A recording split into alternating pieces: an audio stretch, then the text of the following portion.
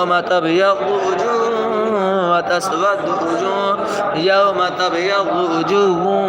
وتسود وجوه فأما الذين اسودت وجوههم أكفرتم بعد إيمانكم فذوقوا العذاب بما كنتم تكفرون وأما الذين ابيضت وجوههم ففي رحمة الله هم فيها خالدون تلك آيات الله نتلوها عليك بالحق وما الله يريد ظلما للعالمين